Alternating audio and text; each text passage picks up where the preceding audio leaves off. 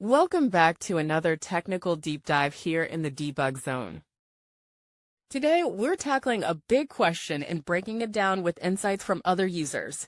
Hopefully this clears up some misconceptions and helps you get the answer you need. So buckle up, stay a little curious, and let's jump right in.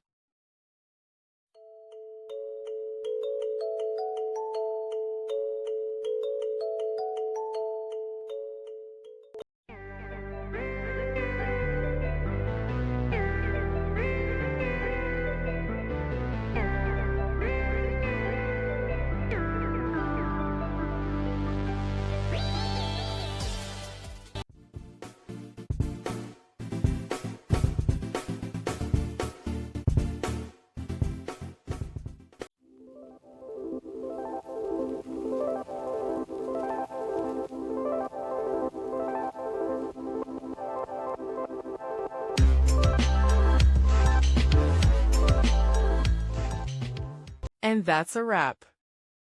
I hope you found the answer you were looking for.